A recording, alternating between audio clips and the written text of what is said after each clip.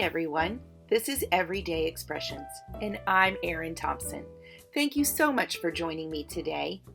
I'm thrilled to participate in Altenew's Garden Love Video Hop.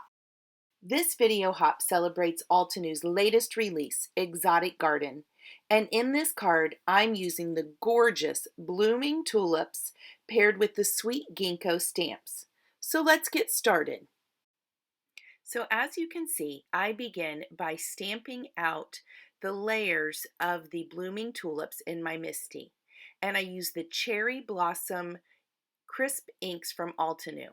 You will see me use this color combination over and over again as it's one of my very favorites. So after I've got all of the flowers stamped, I decide that I want even a little bit more of an artistic look. And one of my favorite tricks is to take the stamped images and use the stamping and the shading as a guide when I am coloring with my artist markers.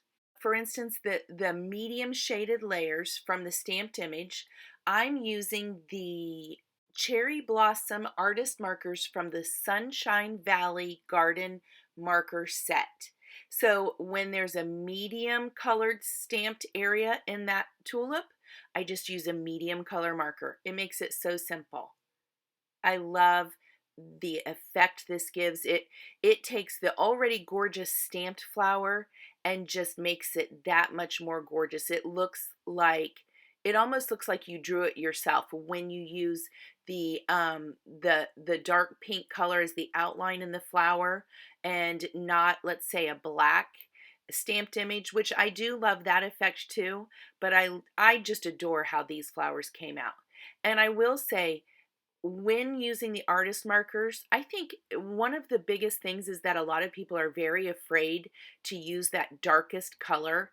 It can be intimidating, but I'm telling you, if you take the chance and use that dark color, it really adds dramatic effect for those shaded areas. So please pull that out and don't be afraid to use it. And here you'll see, I don't know why I did not use this solid color background on these leaves in the stamps. It would have made it so much easier, but for some reason I hadn't stamped that, so I'm just filling that in with some lightest of the green fields markers.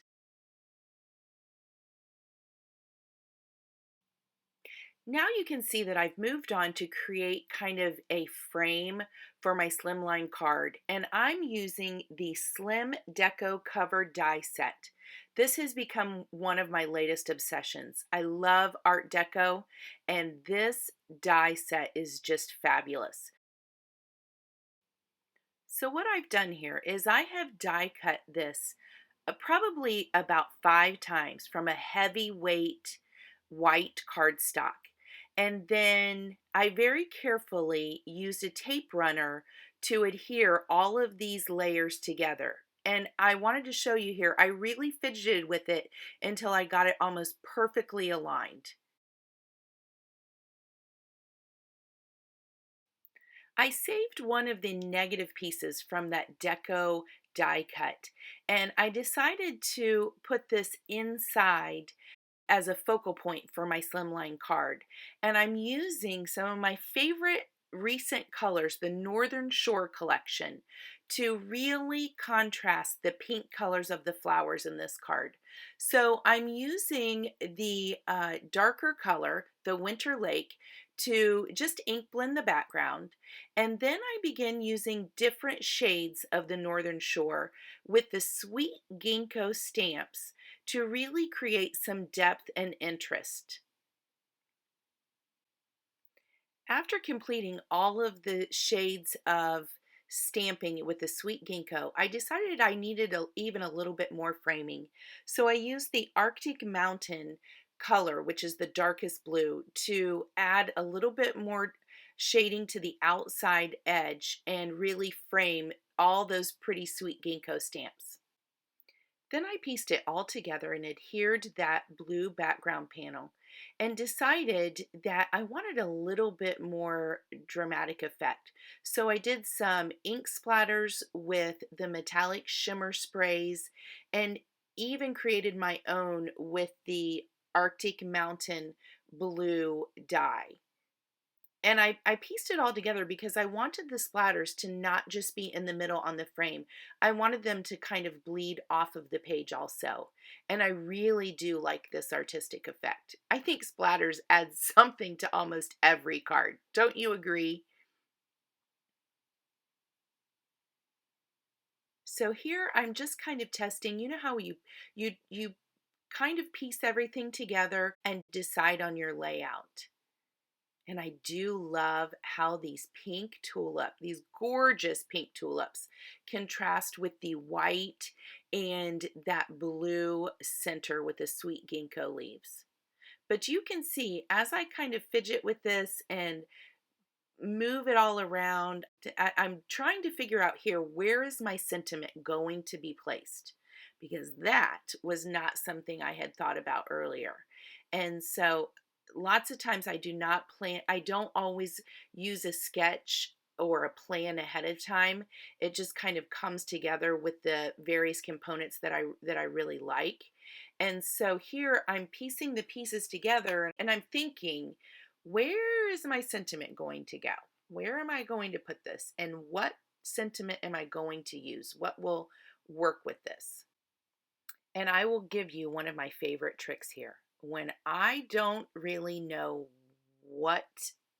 where a sentiment will perfectly fit, I will often use vellum because it will kind of hide the background and give you just the perfect opportunity for a sentiment. If I can't use a die cut sentiment, then vellum is normally my second go-to. So that's a little trick that I pull out of my pocket often to use, and that's what I do here. So I tore this vellum to then heat emboss the sentiment with antique gold embossing powder from Altenew. And I love the organic feel of tearing vellum, and I think it fit perfectly with this card. And I just needed one little strip for this small sentiment, and I think it fits perfectly between these two tulips.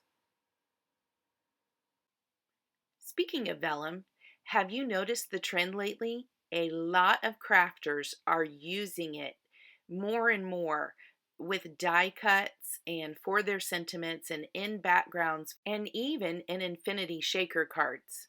Now, obviously, I know that vellum is nothing new. It's been around forever.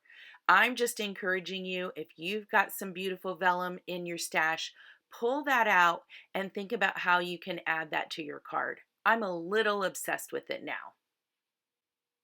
So about right here, you see that I decide my card needs a little bit something more. And more vellum and gold embossing, I think, will do the trick.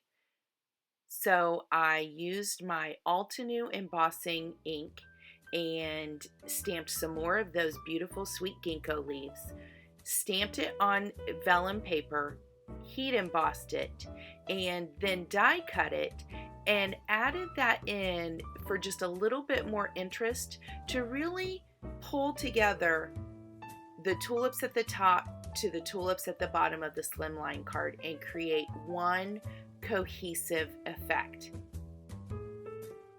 What do you think? Thank you so much for joining me in the craft room today. And don't forget to hop along with all of the other designers and leave comments for your chance to win an Altenew gift certificate. And if you're inspired, please don't forget to like and subscribe.